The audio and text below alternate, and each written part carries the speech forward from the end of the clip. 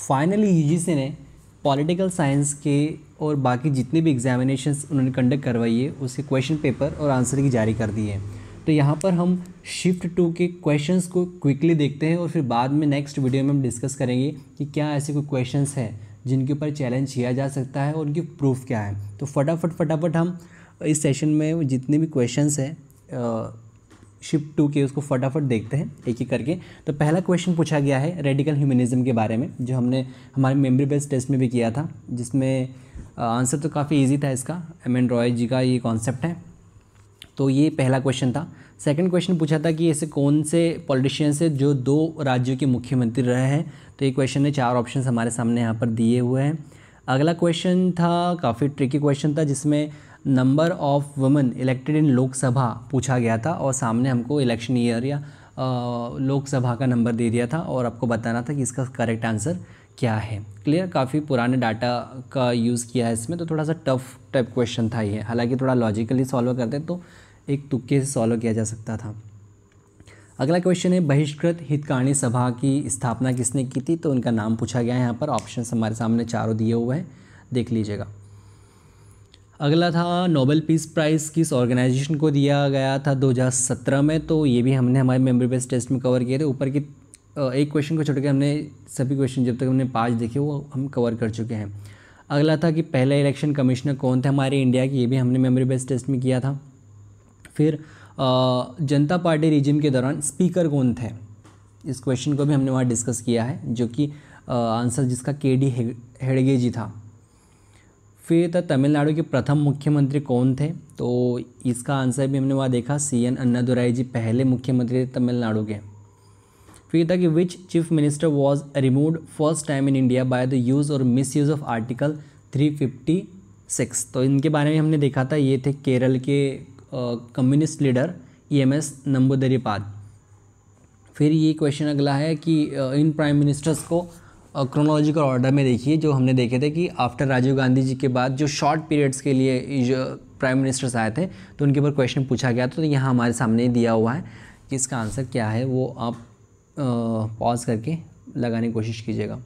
फिर पूछा था कि 42nd कॉन्स्टिट्यूशन अमेंडमेंट एक्ट कब पास हुआ था इंडिया में। तो काफ़ी इजी क्वेश्चन था, 4 + 2 6 1976। तो थर्ड ऑप्शन का करेक्ट एग्जैक्टली करेक्ट है। यहाँ राइटर्स के नाम पूछे थे, थोड़ा सा ट्रिकी था ये, हम देख नहीं पाए थे, नोट करके ला नहीं पाए थे, तो मेमोरी बेस्ड टेस्ट में हमने इसको कवर नहीं किया था। फिर ये था पॉलिटिकल पार्टीज़ हमको दे दी थी, उनको क्रोनोलॉजिकल ऑर्डर में अरेंज करने के लिए कहा गया था। ईयर किसी के नहीं पूछे, लेकिन क्रोनोलॉजिकल ऑर्डर में अरेंज करने के लिए पूछा गया था। फिर यहाँ है कि यूनाइटेड नेशंस रिलेटेड जो इवेंट्स हैं उनको क्रोनोलॉजिकल ऑर्डर में जमाना था, जिसमें US पीस कीपिंग मिशन थी साइप्रस में, US peace keeping mission Suez canal के केस में था, रेफ्यूजी कमीशन के बारे में था और SDGs के बारे में था। तो इनको क्रोनोलॉजिकल ऑर्डर में हमको अरेंज करना था, जो हम बाद में डिटेल में डिस्कस करेंगे। फिर in which year Dalai Lama came to India, Bharat कब आए थे, तो ये हमने वहाँ पर भी कवर किया था 1959 में। फिर यहाँ पर इनकरेक्ट स्टेटमेंट हमको छांटना है, जहाँ पर उन्होंने पॉलिटिकल थॉट्स को भी इंक्लूड कर दिया है। हमारे इंस्टीट्यूशनल जो अरेंजमेंट है गवर्नमेंट का, उसको भी यूनिट, तो 2 यूनिट से 3 यूनिट को मिलाकर यहाँ पर क्वेश्चंस बनाए जा रहे हैं। यहाँ पर इनकरेक्ट स्टेटमेंट छापना था कि कौन सा इनकरेक्ट है। तो यहाँ पर हम देखते हैं Asif Ali Zardari president of Pakistan, Panchayati Raj system provides 45% reservation. ये तो नहीं है, हमारे देश में 45% रिजर्वेशन कॉन्सेप्ट नहीं है। बाकी आप देख लेना, इंटीग्रल ह्यूमनिज्म दीनदयाल जी का अपोज़ किया था, तो ये 66 था, इसमें आपको इनकरेक्ट स्टेटमेंट बताना था।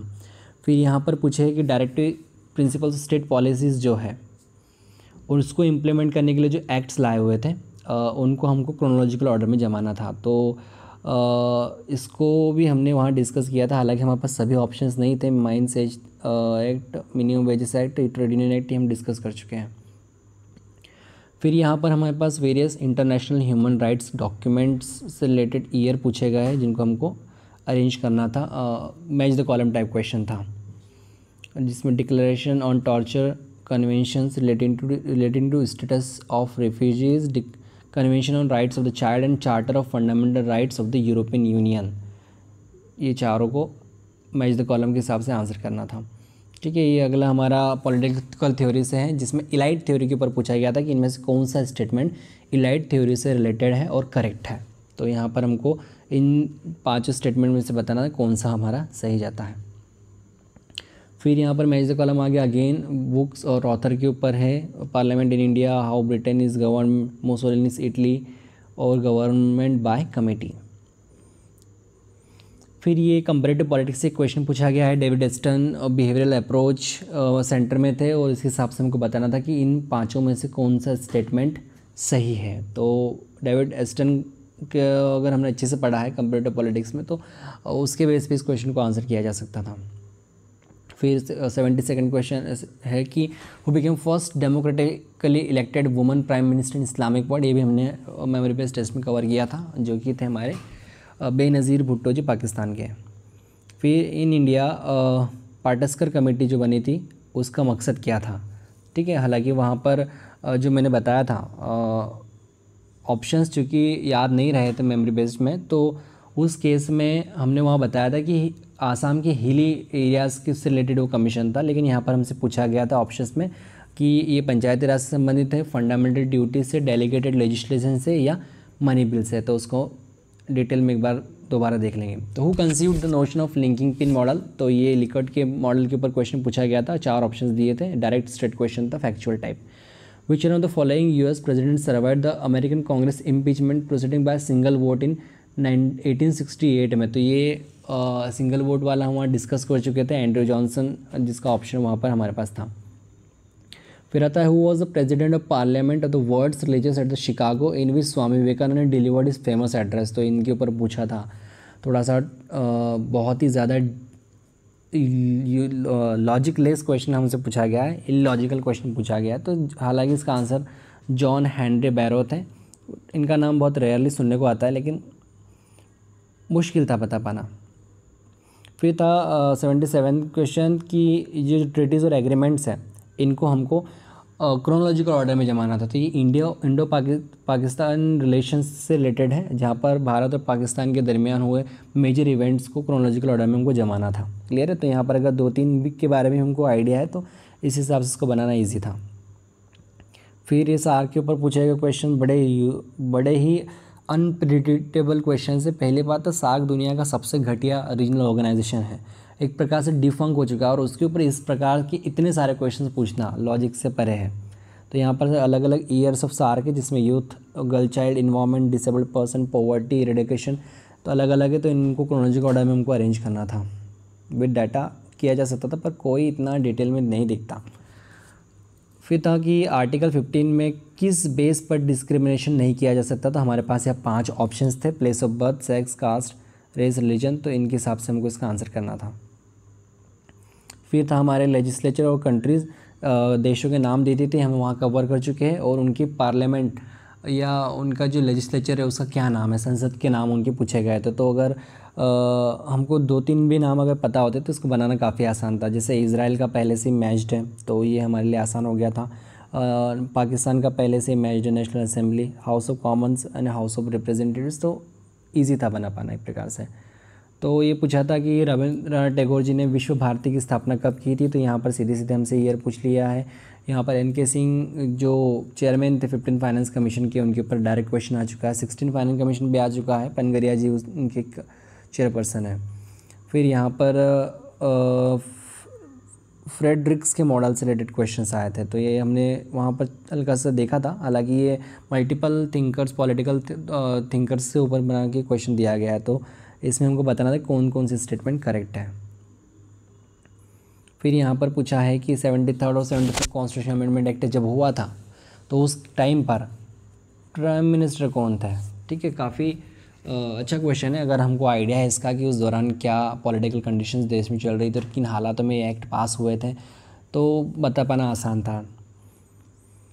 फिर आता है कि इंडियन कॉन्स्टिट्यूशन से रिलेटेड कोई प्रोविजंस है, इनमें से हमको करेक्ट बताने थे क्या है। ऑल इंडिया सर्विसेज से रिलेटेड है, एडमिनिस्ट्रेटिव ट्रिब्यूनल से रिलेटेड है, इंटर स्टेट काउंसिल से रिलेटेड है। तो इस प्रकार की चीज़ें थोड़ी सी ज़्यादा फैक्चुअल टाइप की है, फैक्चुअल नेचर की, याद हो तो बनाना ईजी है, अदरवाइज़ थोड़ा सा मुश्किल हो जाएगा।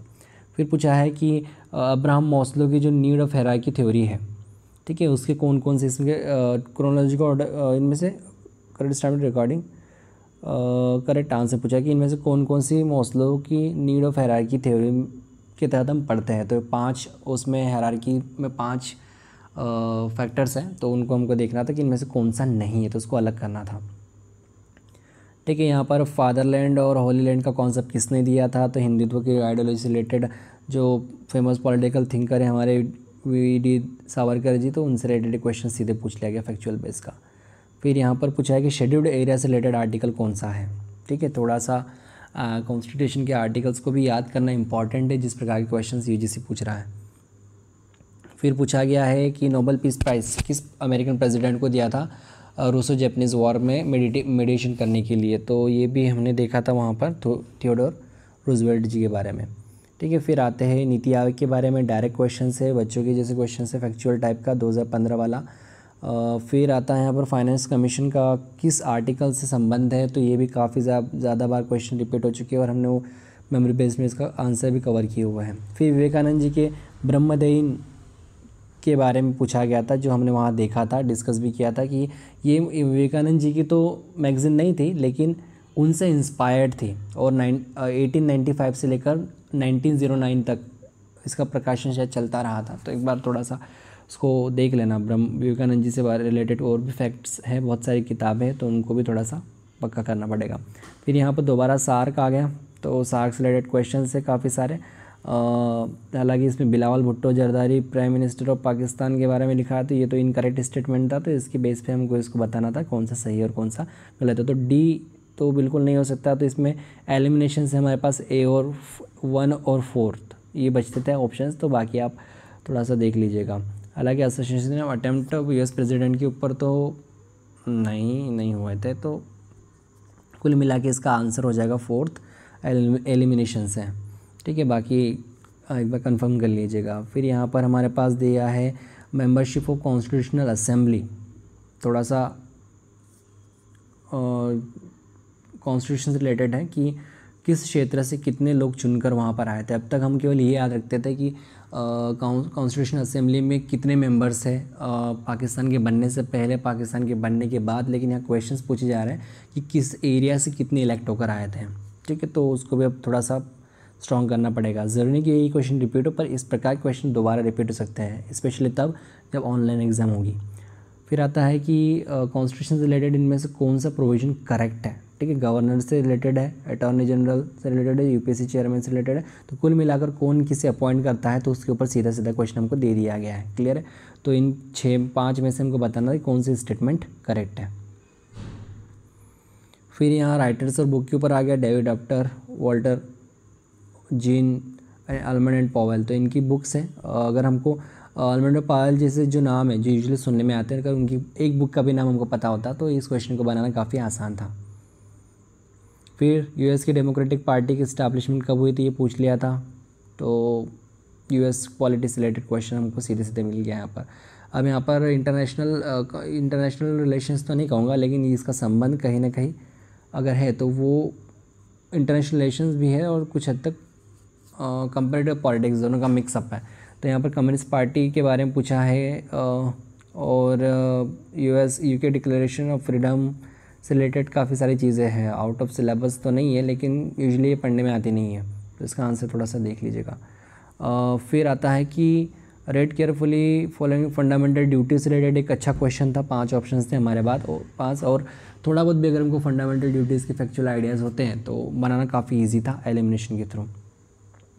फिर देखते हैं फ्रेडरिक्स का आइडिया, दोबारा सीधे से पूछ लिया, इनमें से कौन उनके जो डिफरेंट कंट्रीज़ के आइडियल मॉडल्स जो उन्होंने डेवलप किया था उसके ऊपर था। तो 3 चीज़ें थी, फ्यूज्ड, प्रिज्मेटिक और डिफ्रैक्टेड वाला, तो ये क्वेश्चन हम वहाँ पर भी देख चुके हैं, डिफ्यूज़ या डिफ्रैक्टेड जो भी है।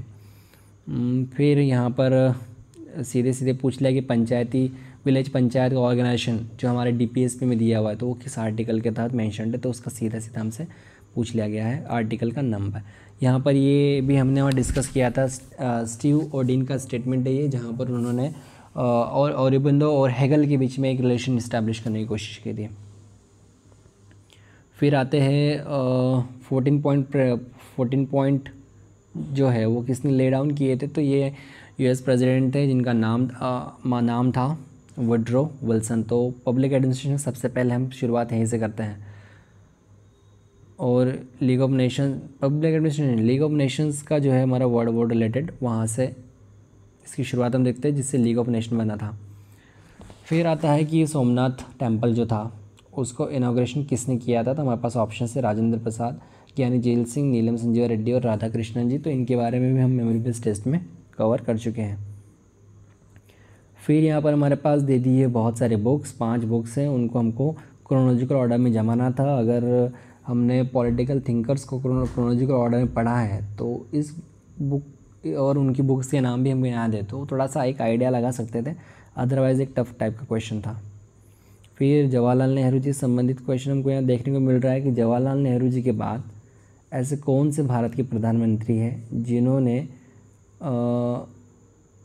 2 फुल टर्म पूरा किए हैं, ठीक है। Following prime minister in raw after completing 2 full tenures. तो ये क्वेश्चन बड़ा अच्छा था, इंटरेस्टिंग था, करंट अफेयर्स भी बोल सकते हैं इनको, क्योंकि ऐसे हमारे सामने नरेंद्र मोदी जी हैं, हालांकि इंदिरा गांधी जी भी कई बार बनी है प्राइम मिनिस्टर और काफ़ी लंबे समय तक वो प्राइम मिनिस्टर के पद पर रहे हैं, ठीक है। तो ये क्वेश्चन था, आंसर इसका हम देखेंगे आगे डिटेल में। फिर ये आ गए हमारे इंटरनेशनल रिलेशंस, इंटरनेशनल जो एग्रीमेंट्स होते हैं, फ्री ट्रेड एग्रीमेंट्स, उनसे रिलेटेड क्वेश्चन है। तो यहाँ पर आपको बताना था कि कौन से करेक्टली मैच्ड है, match the column type question बन गया था। फिर गैब्रियल आलमंड के ऊपर क्वेश्चन है कि उन्होंने कौन कौन सी कैटेगरी में प्रेशर ग्रुप्स को क्लासीफाई किया है। तो हमारे पास 5 ऑप्शंस दिए थे जिनमें हमको बताना था कि कौन कौन सी कैटेगरीज़ है जो गैब्रियल आलमंड ने प्रेशर ग्रुप्स को क्लासीफाई किया है। फिर आया था ऑल जम्मू कश्मीर मुस्लिम कॉन्फ्रेंस कब बनी थी, तो ये हम देख चुके हैं। फिर इंडिया के अलग अलग कमीशंस हैं, उनको क्रोनोलॉजिकल ऑर्डर में जमाने के लिए कहा गया था। तो इनमें कुछ कॉन्स्टिट्यूशनल बॉडीज़ हैं, कुछ एग्जीक्यूटिव बॉडीज़ हैं, तो उनको अरेंज करना था। अगर हमको उनके ईयर का अनुमान है, आइडिया था, तो इसको बनाया जा सकता था। फिर यहाँ पर क्लासिकल लैंग्वेजेस से ऊपर है कि क्वेश्चन है कि किस वर्ष में एक प्रकार से उनको स्टेटस दिया गया था क्लासिकल लैंग्वेज का। तो हमारे पास 5 ऑप्शंस थे, इन 5 ऑप्शंस को हमको क्रोनोलॉजिकल ऑर्डर में अरेंज करना था, जिसमें कन्नड़, उड़िया, तमिल, संस्कृत और मलयालम है। फिर यहाँ पर पॉलिटिकल थ्योरिस्ट के ऊपर क्वेश्चन आ गया, मैरी वोल्स्टनक्रॉफ्ट के ऊपर है, हन्ना अरेंड है, एंटोनियो ग्राम्सी के बुक के ऊपर है, फ्रैंक फैनन है और एरिस्टोटल। तो ये एरिस्टोटल के ऊपर एक क्वेश्चन था, इनडायरेक्ट तरीके से क्वेश्चन था।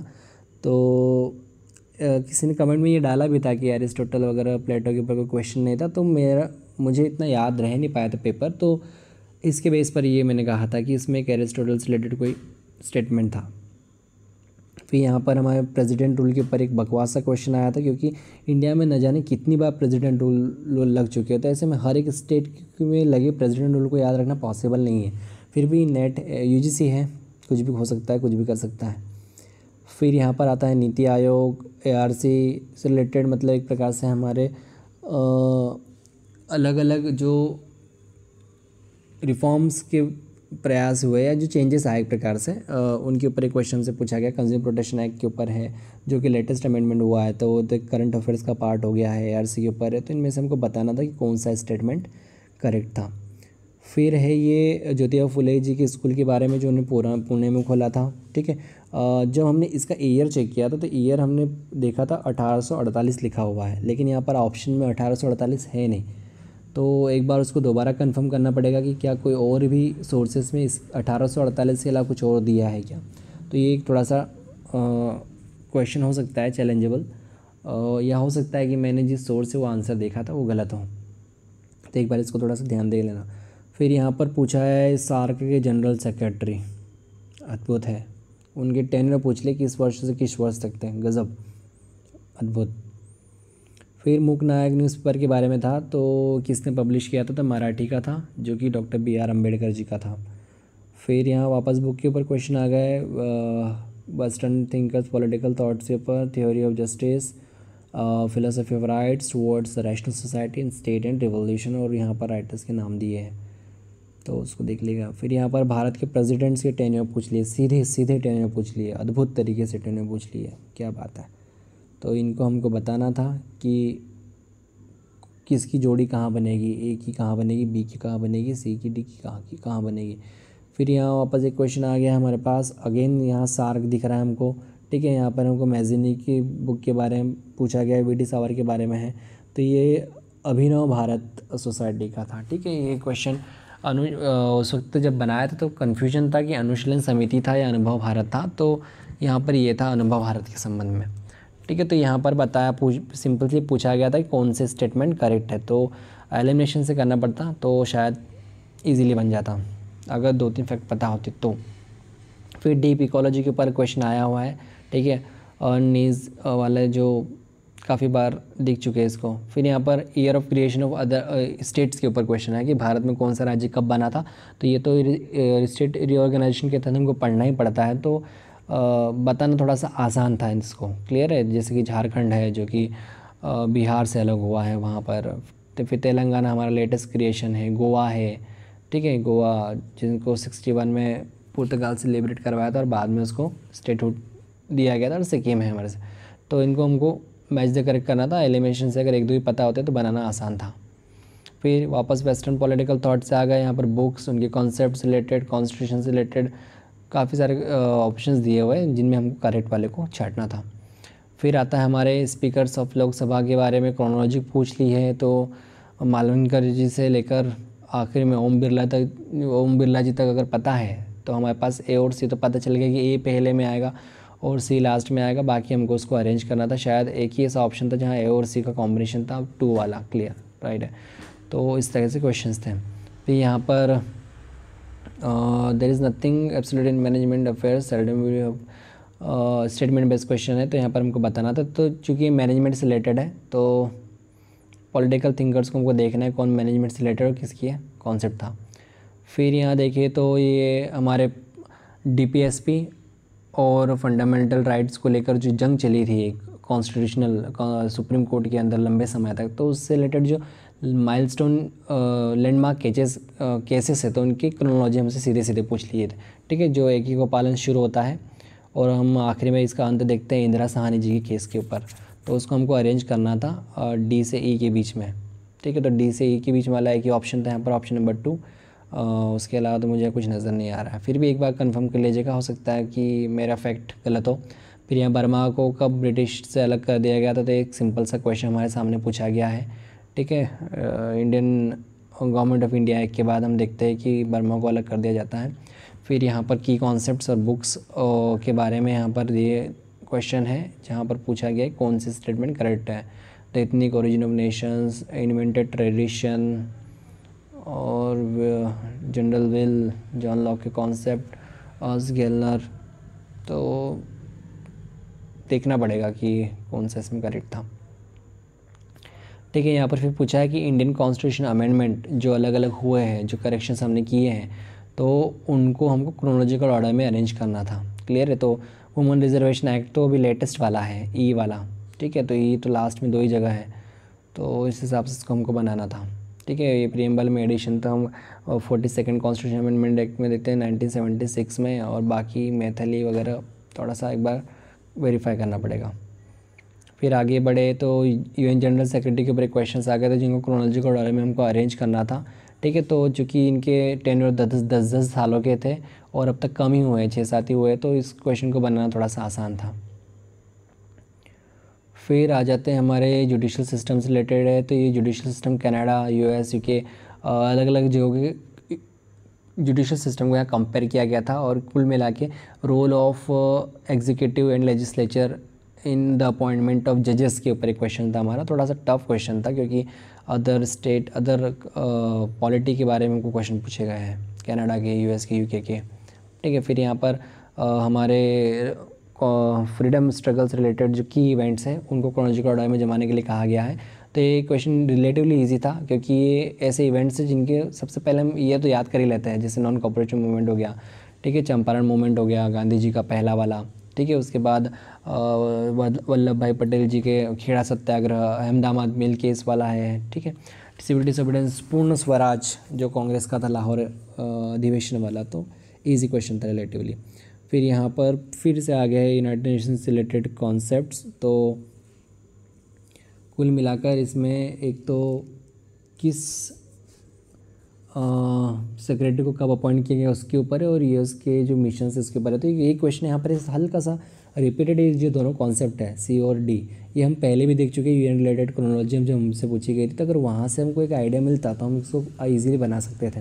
तो ये 133 और 64 में एक रिलेशन बन रहा है यहाँ पर। फिर यहाँ पर डेमोक्रेसी, ब्यूरोक्रेसी एंड हिपोक्रेसी के ऊपर पूछ लिया, तो ये तो हम देख चुके हैं, है ना, वर्ल्ड की जो बुक थी तो वहाँ देख चुके हैं। फिर पाकिस्तान ने अपना पहला परमाणु बम विस्फोट कहाँ किया था, तो ये पूछ लिया था। तो चगई वैलीज़ जो थी वो उसका आंसर हुआ करता था, तो चगई वैलीज़ का करेक्ट आंसर है। फिर यहाँ पर किस नागा रानी ने महात्मा गांधी के आह्वान पर प्रतिक्रिया दी और ब्रिटिश शासन के विरुद्ध क्रांति का झंडा बुलंद किया था, तो इनके बारे में हमने देखा था, इसका ऑप्शन बी करेक्ट है, रानी गाइडिंगलियू। तो ये नागा रानी थी और लंबे समय तक उनको जेल में रहना पड़ा था। फिर चौखंबा मॉडल किनका है, तो ये भी क्वेश्चन हम वहाँ डिस्कस कर चुके हैं, फैक्चुअल है इजीली। यहाँ रीजनल ऑर्गेनाइजेशन के ऊपर क्वेश्चन पूछ लिया है, जैसे अफ्रीकन यूनियन है, अगर ये एक दो हमको पता होता है तो बनाना काफ़ी ईजी हो जाता है। जैसे कि ए का अगर मैं 2 देखो तो ए का 2 एक ही जगह है, तो इसका आंसर ए हम देख सकते हैं अफ्रीकन यूनियन का, तो इस तरह से इसको सॉल्व कर सकते थे। फिर यहाँ आगे देखिए तो हाई कोर्ट के इस्टेब्लिशमेंट के ऊपर सीधे सीधे क्वेश्चन आ गया। तो एक थोड़ा सा लॉजिकली अगर हम देखें, अगर हमको पता है कि कौन सा राज्य कब बना है, तो एक उसके बेस पे हल्का सा एक अनुमान लगा सकते थे कि हाई कोर्ट का जो क्रोनोलॉजिकल ऑर्डर है वो क्या रहेगा। देखो हल्का सा ऑर्डर लगा सकते हैं, क्योंकि ये फिक्स नहीं है कि जस्ट स्टेट बनने के साथ साथ ही उनका हाई कोर्ट अलग से बन जाए, तो थोड़ा सा वेरिएशन आ सकता है। तो इस बेस पे इसको हल्का सा सॉल्व करने का प्रयास हम कर सकते थे। फिर यहाँ पर यूएन के ऊपर क्वेश्चन आ गया है, फिर BN राव के ऊपर भी आ गया Hind code bill. Kabir Das ji was a social reformer in ancient India, तो एंशंट इंडिया में तो कबीर दास जी थे नहीं, तो ये जो बी वाला है वो तो ख़त्म हो गया, क्योंकि वो मिडिवल इंडिया में थे। तो ये जो सी वाला है तो वो तो एलिमिनेट हो जाएगा, तो सी वाला एलिमिनेट अगर कर दे तो केवल एक ही ऑप्शन बचता है हमारा, थर्ड वाला। तो इस प्रकार से क्वेश्चन था। फिर सुंदरलाल बहुगुणा जी के बारे में पढ़ चुके हैं, सुभाष चंद्र बोस जी की पार्टी भी देख चुके हैं, इंडिपेंडेंट लेबर पार्टी, और BN राव के बारे में। तो इसमें हमको बताना था कौन सा स्टेटमेंट करेक्ट है, ठीक है। फिर यहाँ पर एक आर्टिकल तो नहीं, पैसेज दे दिया, और पैसेज बेस्ड क्वेश्चंस हमारे ऊपर बने। तो पैसेज बेस्ड क्वेश्चंस कुछ खास थे नहीं, इतना फैक्चुअल था काफ़ी ज़्यादा कि इतना दिमाग लगाने की उसके अंदर कोई ज़रूरत थी नहीं। तो सिंपली अगर हम इसको पढ़ते क्वेश्चंस को करते तो क्वेश्चंस को बनाना काफ़ी आसान था। तो ये कुछ थे क्वेश्चंस, हमने फटाफट उनको कवर करने की कोशिश की है, स्पेशली उन लोगों के लिए जो जिन्होंने खुद नेट का पेपर नहीं दिया और आगे के पेपर की तैयारी कर रहे थे। एक पेपर के आइडिया के हिसाब से हमने इन क्वेश्चंस को फटाफट एक बार देखने की कोशिश की है। फिर धीरे से हम जिन क्वेश्चंस के ऊपर ऑब्जेक्शन लग सकता है उसको डिस्कस करेंगे, उनके सोर्सेज क्या हो सकते हैं उसको भी देखेंगे, और फिर देखते हैं कि क्या कट ऑफ रहता है। उसके लिए वेट करने में फ़ायदा है, क्योंकि किसी भी एजुकेटर के पास, किसी भी कोचिंग इंस्टीट्यूशन के पास इतना डाटा नहीं है जिसके बेस पे वो कट ऑफ का अनुमान लगाए। सभी की सभी क्या करेंगे, जो पहले कट ऑफ रहे उनको उठाएंगे और उसके बेस पे प्लस माइनस 1-2 परसेंटाइल कम कर देंगे उसमें से पॉइंट में, और फिर बोलेंगे ये आपका कट ऑफ रहेगा। वो सही बोले या गलत बोले, हो सकता है उसे तसल्ली मिले, लेकिन होना कुछ नहीं है, because no one have that amount of data जिसके बेस पे कोई कंक्लूजन ड्रॉ कर सकें। तो बेसिकली सिंपली देखो, प्रिपरेशन अगर लग रहा है कि कमज़ोर थी, इस बार नहीं होगा, तो अगले के लिए तैयारी करो, और कट ऑफ के चक्कर में इतना पढ़ने की ज़रूरत नहीं है। तो ये था पेपर, 150 क्वेश्चन हमने यहाँ पर देखे।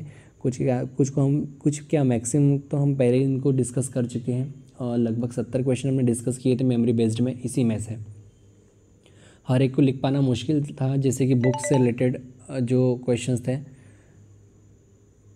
उनको नोट कर पाना, याद कर पाना बड़ा टफ था, इसलिए उन क्वेश्चंस को हमने छोड़ दिया था। अदरवाइज 70 प्लस क्वेश्चंस हम इसमें से कवर कर चुके थे, ठीक है। तो 150 क्वेश्चंस थे, 150 में से अब देखिएगा कि कट ऑफ क्या हो सकता है, आपके हिसाब से खुद अनुमान लगाइएगा। लगता है कवर हो जाएगा तो वेल एंड गुड, नहीं तो prepare for the next round. Thank you.